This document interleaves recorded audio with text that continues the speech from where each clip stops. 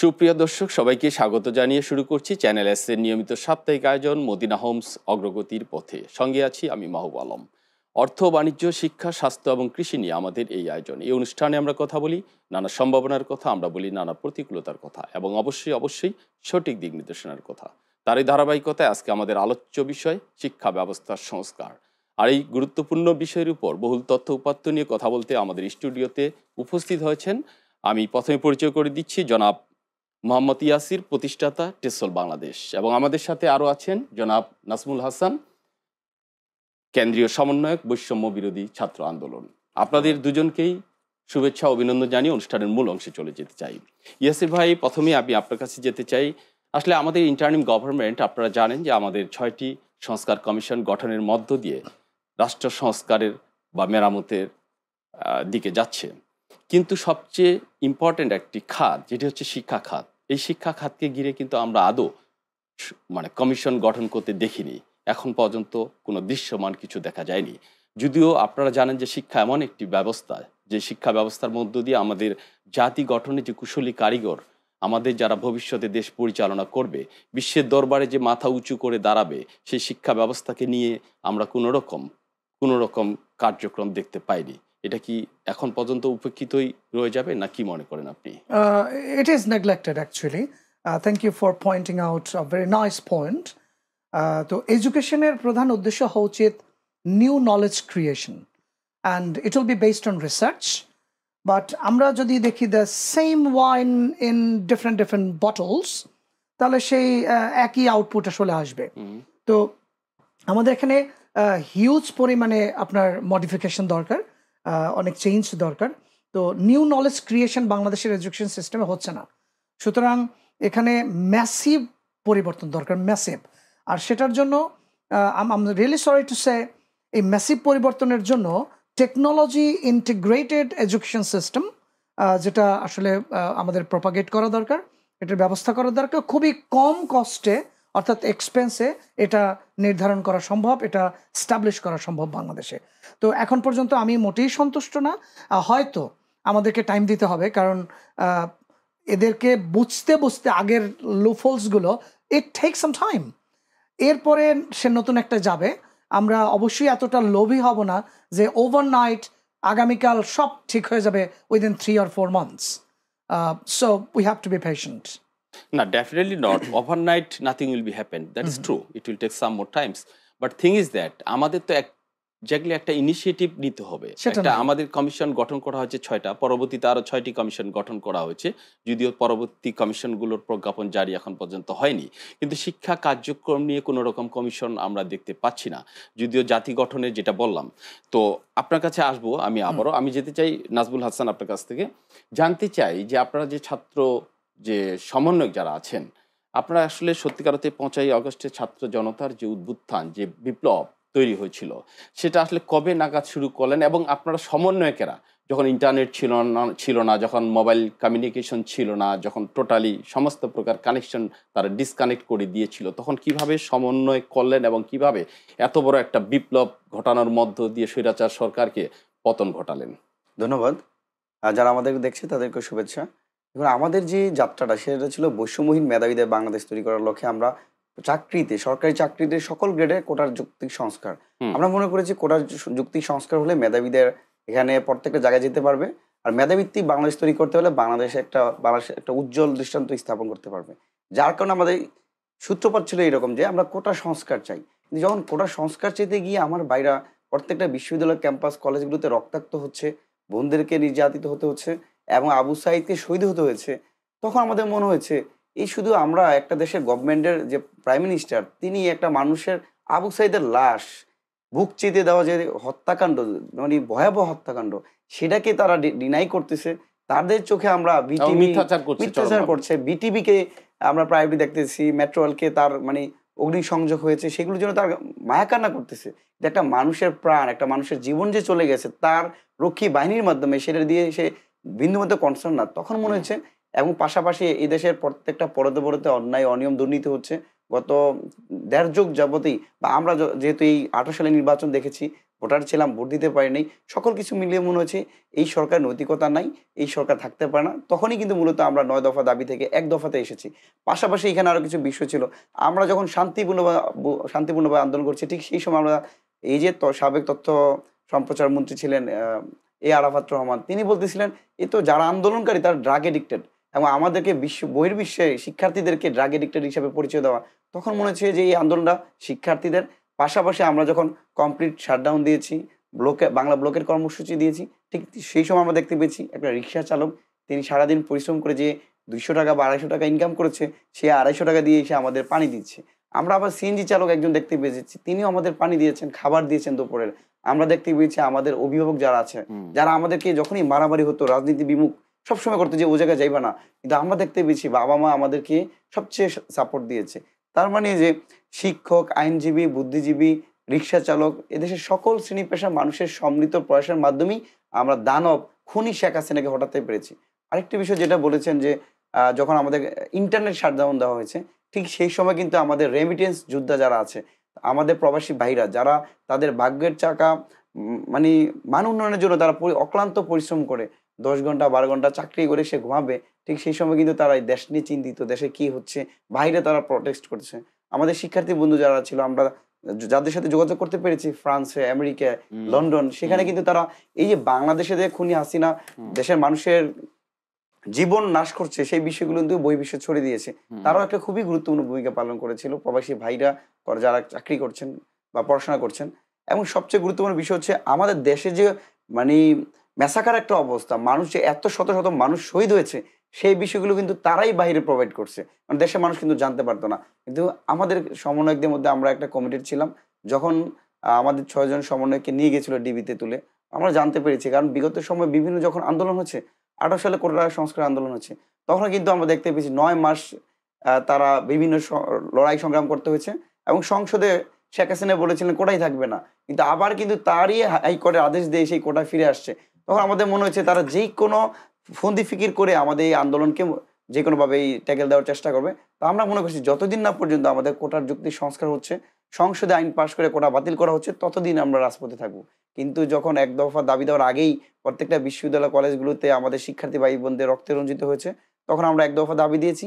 এবং আমাদের মনে হচ্ছে যখনই যেভাবে আমাদের, আমি যদি শহীদ হয়ে যাই, আমার যদি সেই ভাগ্য থাকে, সৌভাগ্যের অধিকারী হয়ে থাকি, তা আমরা সেই ভাগ্য বরণ করতে প্রস্তুত আছি এবং সবাই কমিটেড ছিলাম এবং দেশবাসী আমাদেরকে সাপোর্ট দিয়েছেন, যার কল্যাণেই মূলত ফেসিস্ট দানব শেখ হাসিনাকে সরানো সম্ভব হয়েছে। এবং আমি মনে করেছি আমি যদি শেখ হাসিনা দানবের কাছে পরাজিত বরণ করি, আপনি যেন, আমার বন্ধু যেন আরেকজন সে দাঁড়িয়ে যায়। আমরা সবাই কমিটেড ছিলাম। ডিবিতে ৬ জন যখন ডিবি হেফাজতে ছিলেন, তাদের দ্বারা কিন্তু আপনি দেখেছেন বলা হয়েছে আমরা আপাতত সরকারের সাথে আলোচনা বসতে চাই, আন্দোলন স্থগিত করেছি। আমরা যারা বাইরে ছিলাম আমরা বলেছি না, তারা ৬ জন সমন্বয়ক ঠিক আছে, কিন্তু একটা বন্দি দশা, একটা বন্দি হাজতি, তার কোনো পরামর্শ, তার কোনো সিদ্ধান্ত আমরা মেনে নিতে পারি না। সুতরাং আন্দোলন চলবে এবং আমাদের অনেক শহীদ, আমার অনেক ভাই আছে যাদের সাথে আমরা শেখ হাসিনার বিরুদ্ধে লড়াই করেছি, সংগ্রাম করেছি, স্লোগান দিয়েছি, তারা কিন্তু আজকে নাই। তারা অনেকেই শহীদ হয়েছে, অনেকের ২ চোখ হারিয়ে ফেলছে, অনেকের ১ পা হারিয়ে তারা পঙ্গুত্ব বরণ করেছে। সুতরাং আমার অনেক ভাইকে আমরা হারিয়েই কিন্তু এই পর্যায়ে এসেছি। কিন্তু এই যে দেখেন ঢাকা ভার্সিটি থেকে ভর্তি অ্যাডমিশন পরীক্ষা হচ্ছে, সেখানে কিন্তু এখন পর্যন্ত বৈষম্য রয়ে গেছে। কারণ মুক্তিযোদ্ধাদের নাতিপুতিদের জন্য ৫% কোটা এখনো রাখা হয়েছে। তো এই ব্যাপারে আপনার বক্তব্য কি? এটা কি আমাদের যারা শহীদ হয়েছেন, যারা পঙ্গুত্ব লাভ করেছেন, যারা জীবন দিয়েছেন, তাদের সাথে কি একটা প্রতারণার শামিল হচ্ছে না? দেখুন, আমরা কিন্তু ধরেন কোটা বাতিল চাই নাই, আমরা চেয়েছি কোটা যুক্তিক সংস্কার। কিছু জায়গায় অনগ্রসর গোষ্ঠী আছে, তাদেরকে যেন আমরা রিভাইভ করতে পারি, সেই জায়গায় কোটা থাকতে পারে, বাট সেটা ওই পার্সেন্টেজ অনুযায়ী। এখন যে বিষয়টা আমরা ঢাকা বিশ্ববিদ্যালয়কে আপনি অ্যাড্রেস করেছেন, আমরা দেখতে পেয়েছি গত পরশুদিন রাজশাহী বিশ্ববিদ্যালয় পোষ্য কোটা তারা দিয়ে তার প্রজ্ঞাপন জারি করেছে অ্যাডমিশন পরীক্ষায়। সেক্ষেত্রে কিন্তু আমাদের শিক্ষার্থীরা যারা আছে, রাজশাহী বিশ্ববিদ্যালয়ের শিক্ষার্থীরা কিন্তু গতকাল থেকে এই যে পোষ্য কোটা আছে, সেই পোষ্য কোটা বাতিলের বিরুদ্ধে তারা আমার অনশন কর্মসূচি দিয়েছে। কারণ কি, এই কোটা আবার এইভাবে ফিরে নিয়ে আসা মানে আমাদের যে ২ সহস্রাধিক শহীদের রক্ত জড়িয়েছে, তাদের রক্তের সাথে বেইমানি করা। আমরা ঢাকা বিশ্ববিদ্যালয় প্রশাসনকে আহ্বান জানাচ্ছি, দ্রুত সময়ের মধ্যেই যেন সেই কোটাগুলোকে যদি একান্তই বাতিল করা না যায়, সেক্ষেত্রে যেন তাদের 5-6% কোটা এটা তো সম্ভবই না। সেক্ষেত্রে 1% অথবা তারও কমায় কিভাবে নিয়ে আসা যায় সেই বিষয়ে আমরা তাদের কাছে আহ্বান জানাই। যদি তারা সেই আহ্বানে সাড়া না দিয়ে সেই শেখ হাসিনার মতোই প্রশাসনিক কার্যক্রম করে, তাহলে অবশ্যই শিক্ষার্থীরা আবার রাজপথে নেমে আসবে।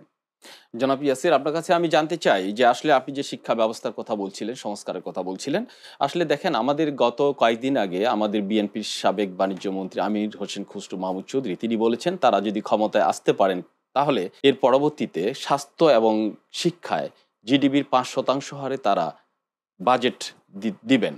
যদিও আপনি জানেন আমাদের দক্ষিণ এশিয়ার মধ্যে বাংলাদেশের সবচেয়ে আমাদের শিক্ষা খাতে বাজেট লোয়েস্ট থাকে বরাবরই। তো এই ব্যাপারে আসলে বাজেটটা কি মুখ্য, নাকি আমাদের সত্যিকার অর্থে ভালো দেশপ্রেমিক লোক, স্কিল লোক, ভালো লোকও সাথে দরকার রয়েছে? Actually you need both. আপনি একটা যুদ্ধে যাবেন, আপনাকে ওয়েপন দেওয়া হলো না।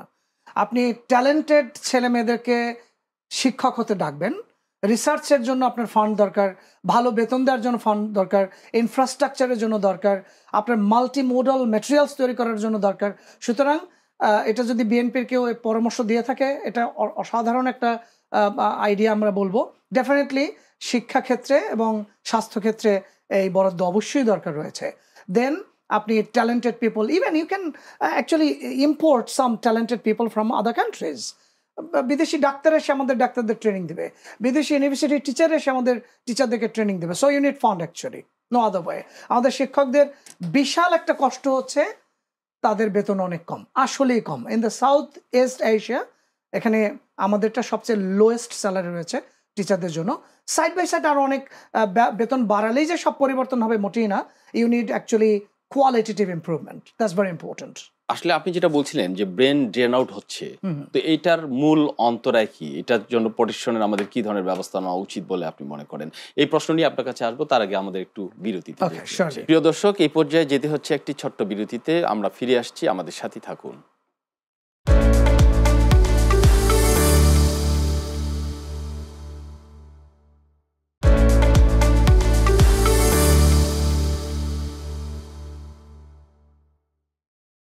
প্রিয় দর্শক, বিরতির পর ফিরে আসলাম আমরা অনুষ্ঠানের মূল অংশে। আমরা যাচ্ছি আসলে যেটা জানতে চেয়েছিলাম জনাব ইয়াসির আপনার কাছ থেকে, যে আসলে আমাদের যে ব্রেন ড্রেন আউট হচ্ছে বিদেশে, আমাদের যে ব্রেনগুলো রয়েছে, যদি আমাদের 30% ইউথ জেনারেশন এবং আমাদের বাংলাদেশে 4.5 কোটি শিক্ষার্থী রয়েছে যারা অ্যাকচুয়াল ব্রিলিয়ান্ট, যারা সুশিক্ষায় শিক্ষিত হচ্ছে, তারা কিন্তু বাংলাদেশে কোনোভাবেই থাকছে না।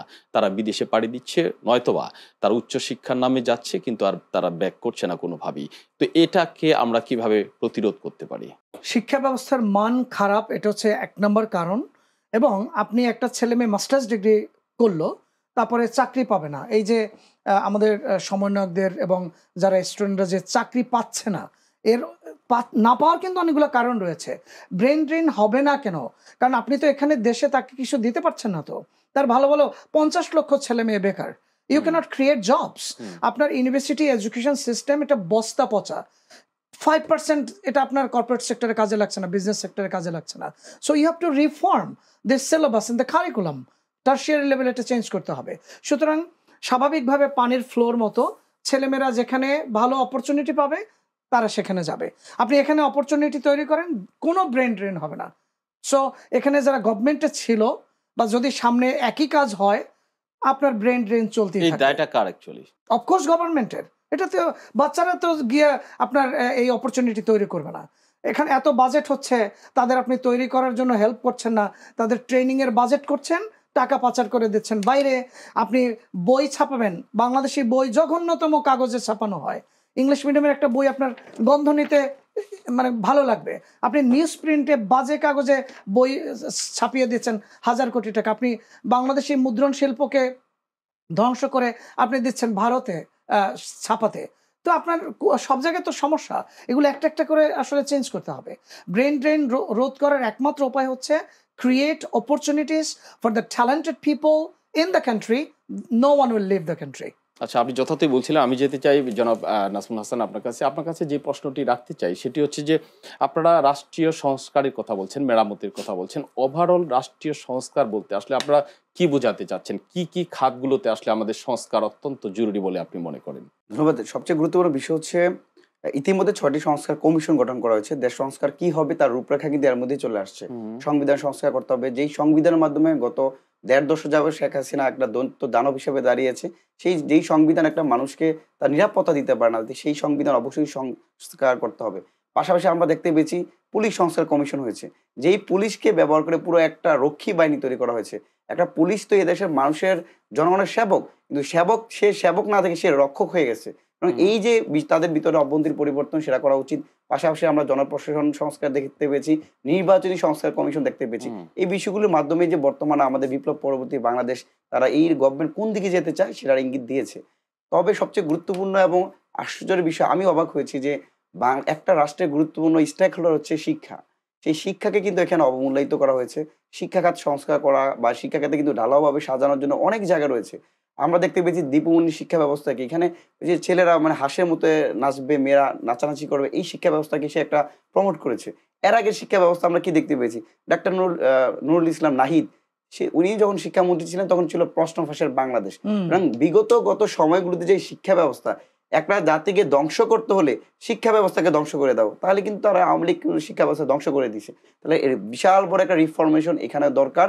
আমি আমাদের অন্তর্বর্তীকালীন সরকারের মাননীয় প্রধান উপদেষ্টা ডক্টর ইউনূস স্যারের দৃষ্টি আকর্ষণ করছি, দ্রুত সময়ের মধ্যেই শিক্ষা কমিশন গঠন করেন এবং এদেশের অনেক প্রতিযোগিতা শিক্ষাবিদ আছে, অধ্যাপক আছে, আমলাতান্ত্রিক জটিলতা থেকে বের হয়ে যারা প্রকৃতপক্ষে এইখানে জড়িত আছে, এই কাজে তারা কন্ট্রিবিউশন রাখতে পারবে, সেই সমস্ত মানুষগুলিকে নিয়ে একটা শিক্ষা সংস্কার কমিশন গঠন করেন। সবচেয়ে গুরুত্বপূর্ণ বিষয় দেখবেন, বর্তমান সময়ের প্রেক্ষাপটে আমরা দেখতে পাচ্ছি যে ঢাকার ঐতিহ্যবাহী 7টি কলেজ নিয়ে বিশাল বড় একটা ঝামেলা হচ্ছে। আপনি দেখেন ঢাকা কলেজ 1841 সালে প্রতিষ্ঠিত একটা শিক্ষা প্রতিষ্ঠান, উপমহাদেশের অন্যতম প্রধান আধুনিক শিক্ষা প্রতিষ্ঠান, তার একটা ঐতিহ্য আছে। ইডেন মহিলা কলেজ, তিতুমির কলেজ, প্রত্যেকটা কলেজ কিন্তু তাদের স্বনির্ভরতা রয়েছে। কিন্তু এই যে শিক্ষাকে বাণিজ্যিকরণ করার উদ্দেশ্যে তড়ি করে হটহুটাট করে জাতীয় বিশ্ববিদ্যালয় থেকে ঢাকা বিশ্ববিদ্যালয় অধিভুক্ত করলো। কিন্তু এই যে 6-7 বছরে অধিভুক্তি করার পরে আমাদের 1.5 লক্ষ শিক্ষার্থীর জীবনে কি উন্নতি হয়েছে? তাদের উন্নতি কিছুটা হলে সবচেয়ে বেশি উন্নতি হচ্ছে যারা শিক্ষা বাণিজ্য করছে, ঢাকা বিশ্ববিদ্যালয় যারা বাণিজ্য করছে। এখন দেখেন একদিকে ঢাকা বিশ্ববিদ্যালয়ের শিক্ষার্থীরা বলছে যে এইখানে আমরা অধিভুক্তি চাচ্ছি না, ছাত্র যে শিক্ষার্থীরা বলছে অধিভুক্তি চাচ্ছি না, এর সলিউশনটা কোথায়? এই যে আমাদের বর্তমানে যারা আমলারা আছে, যারা শিক্ষা ব্যবস্থার দায়িত্বে আছে, তারা শুধু টাকা ব্যবসা ছাড়া কোনো কিছু দেখতে পাচ্ছে না। আমার মনে হয় যে এখানে যারা প্রকৃতপক্ষে মেধাবী, যাদের দিলে রাষ্ট্র গুরুত্বপূর্ণ ভূমিকা পালন করতে পারে, দেশের উপকার করতে হবে, সেই সমস্ত মানুষকে দিয়ে ডেলি সাজাইতে হবে। স্বাস্থ্য তো অবশ্যই গুরুত্বপূর্ণ একটা বিষয়। আর সবচেয়ে যে বড় মেসেজ আমি দিতে চাই সেটা হচ্ছে 2000 অধিক শহীদের রক্তের বিনিময়ে অর্জিত এই বাংলাদেশে প্রায় আমরা 50,000 আহত যোদ্ধা রয়েছে, যারা ফেসিবাদদের বিরুদ্ধে লড়াই করতে গিয়ে এক হাত হারিয়েছে, এক পা হারিয়েছে, 2 চোখ চিরতরে হারিয়ে ফেলেছে। এত ত্যাগের বিনিময়ে এই বাংলাদেশে আমরা এমনভাবে সাজাতে চাই যে এই বাংলাদেশে একজন দিনমজুর রিক্সা চালক 3 বেলা খাবার খেতে পারবে, একজন রিক্সা চালক প্রত্যন্ত অঞ্চলে তার স্বাস্থ্য সেবা নিশ্চিত করতে পারবে, যেই বাংলাদেশের শিক্ষা ব্যবস্থা হবে আন্তর্জাতিক মানের, যেখানে দুর্নীতি দমন কমিশনের দায়িত্বে যারা থাকবে তারা দুর্নীতি করতে পারবে না, বিচারকের দায়িত্বে যারা থাকবে তারা অবিচার করতে পারবে না।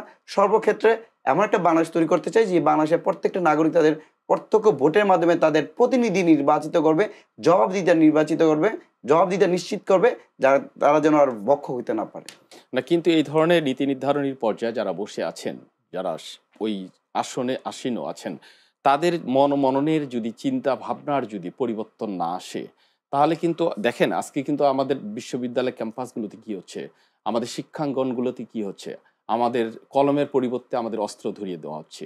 আমাদের গোটা জাতির বৃহৎ স্বার্থেরকে ক্ষুণ্ণ করে তারা নিজস্ব যে ক্ষুদ্র স্বার্থ, এইটাকে ঠিক রাখার জন্য তারা ছাত্রদেরকে বারংবার তারা ব্যবহার করছে। আসলে এই জায়গা থেকে আমরা কবে নাগাদ বের হতে পারবো? আসলে আপনি কি মনে করেন, বা কি উপায় কি আমাদের বের হওয়ার? দেখুন, প্রত্যেকটা বিশ্ববিদ্যালয় কলেজ শিক্ষার্থী যখন ভর্তি হয় তারা স্বপ্ন নিয়ে আসে যে আমি পড়াশোনা করব, আমার বাবা বৃদ্ধ বাবা মার তাদের দেখবো, চাকরি করব, তাদেরকে আমি কিছু করতে দেখাতে পারবো। কিন্তু আমরা কয়েক বছর দেখতে পেয়েছি বিশ্ববিদ্যালয় ক্যাম্পাস যেই ভর্তি হবে তাকে গণরমে ফেস করতে হবে, গেস্ট রুমে নির্যাতনের শিকার হতে হবে, যদি ছাত্রলীগ না করে তাহলে পিটাইতে হবে। এই যে পিটানোর যে বৈধতা, শহীদ আবরার ফাহাদ বুয়েটের মেধাবী শিক্ষার্থী শুধুমাত্র ন্যায্য এবং যুক্তিক কথা তোলার কারণে কিন্তু তাকে রাত ভরে পিটে নির্যাতন করে হত্যার শিকার হতে হয়েছে।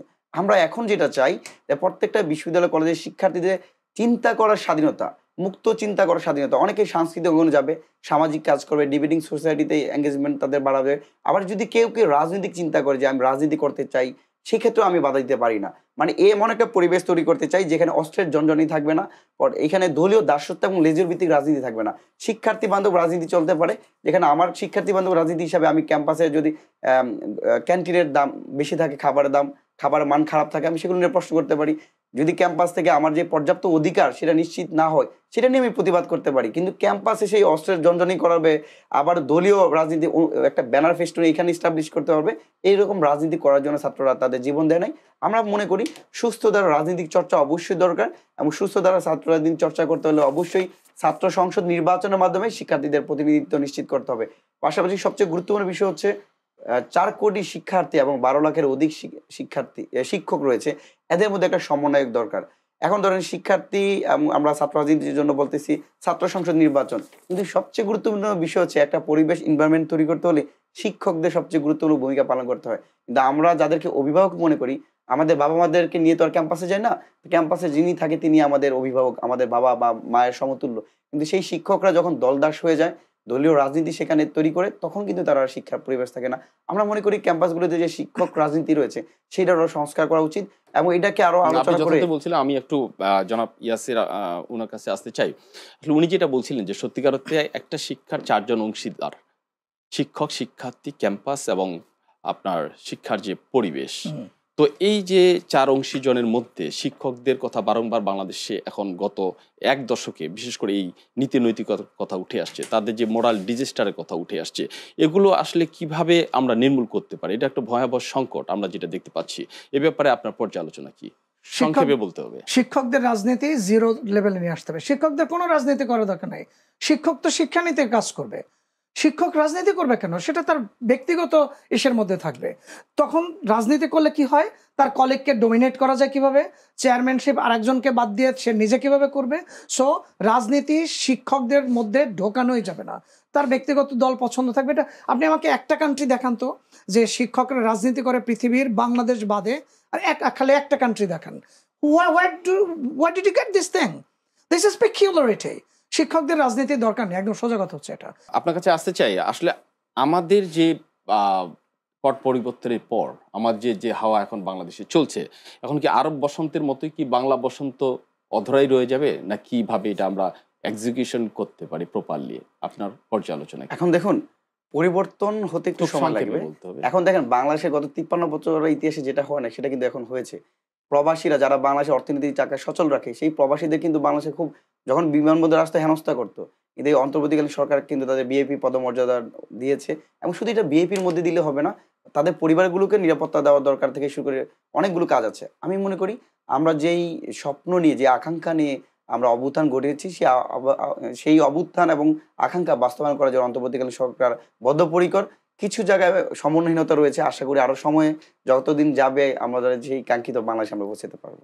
আপনার কাছে আমি শেষ প্রশ্ন বলে আমাদের অনুষ্ঠান শেষ করতে হবে, সেটা হচ্ছে যে আসলে রাষ্ট্র সংস্কার বলতে আসলে আমরা কিভাবে বা কি ডিপার্টমেন্টগুলোতে আমাদের বেশি কনসার্ন হওয়া উচিত? আপনার অভিমত কি? একটা দেশের আইন শৃঙ্খলা এটা সুন্দর থাকতে হবে। মানুষ নিরাপত্তা চায়, কেউ ছিনতাই করে যা আছে বাইর কর, এই পরিবেশ আমরা দেখতে চাই না। সব পুলিশ প্রশাসন, বিশেষ করে পুলিশ প্রশাসন, এই সংস্কার খুব দরকার রয়েছে। আর আমি অন্যগুলো এক্সপার্ট না, আমি এই প্রোগ্রামের মাধ্যমে আমি ব্রেইনস্টর্ম করে কয়েকটা পদ্ধতি, কয়েকটা সংস্কারের কথা আমি বলবো। শিক্ষা সংস্কার, আমাদের বইগুলো হবে মাল্টিমোডাল। এখন কিউআর কোড থাকবে, যেখানে অডিও থাকবে, ভিডিও থাকবে। কিউআর কোড দিয়া একজন রিক্সাওয়ালা ভাইয়ের ছেলে মেয়েও একটা ভালো শিক্ষকের একটা ভিডিও দেখতে পারবে। চমৎকার একটা আইডিয়া আমি দিব। ইউটিটিআই, ইউনিভার্সিটি টিচার্স ট্রেনিং ইনস্টিটিউট, এটা তৈরি করা ইউজিসির মাধ্যমে একদম ফরজ একটা কাজ। আর ইভ্যালুয়েশনের ক্ষেত্রেও আমাদের বড় পরিবর্তন দরকার। আর লাস্ট আমার পরামর্শ থাকবে, নেকা একটা টার্ম আমি দিলাম, ন্যাশনাল এডুকেশন কন্টেন্ট আর্কাইভ। এটা সব শিক্ষার্থীদের জন্য ফ্রি থাকবে। এটা জাস্ট একটা ওয়েবসাইট, একটা অ্যাপ হবে। এখানে সব সেরা শিক্ষকদের, ইভেন বিদেশি শিক্ষকদেরও কন্টেন্টগুলো এখানে আপলোড করে দেবে। ছেলেমেয়েরা যার যখন যেটা লাগবে ফ্রি এখানে ইউজ করবে। শিক্ষা ব্যবস্থার সমতা এখানে চলে আসবে। তখন সেই কুতুবদিয়ার বাচ্চাও যা পড়বে, ঢাকার বাচ্চাও তাই পড়বে। এখানে আমরা হেল্প করতে পারি। তো শিক্ষা সংস্কার নিয়ে আমি খুবই কনসার্নড, এবং আমি যা দেখছি সে 12 সালের শিক্ষা ব্যবস্থা আবার যাবে নাহিদ সাহেবের ওটাই, সেই একই মদ আর একটা বোতলে। I am not with this. এখানে বিশাল পরিবর্তন দরকার। শিক্ষা যদি সংস্কার না হয়, বাংলাদেশ পরিবর্তন হবে না। ওকে, আপনি যথার্থই বলছেন। এই পর্যায়ে আমাদের অনুষ্ঠান শেষ করতে হবে। আপনাকে ধন্যবাদ, এবং নাজমুল হাসান আপনাকে অসংখ্য ধন্যবাদ জানাচ্ছি ধন্যবাদ আমাদের আপনাকে। স্টুডিওতে এসে আপনাদের মূল্যবান সময় দেওয়ার জন্য। প্রিয় দর্শক, এই ছিল আজকের আমাদের আয়োজন। আসলে শিক্ষা এমন একটি ব্যবস্থা, যে ব্যবস্থার মধ্য দিয়ে আমাদের দেশ গঠনের কুশলী কারিগর তৈরি করতে সহায়তা করবে। এই প্রত্যাশা রেখে আমরা আজকে এই অনুষ্ঠান শেষ করছি। দেখা হবে আবারও আগামী পর্বে। সে পর্যন্ত আপনারা সকলেই ভালো থাকবেন, সুস্থ থাকবেন। আল্লাহ হাফেজ।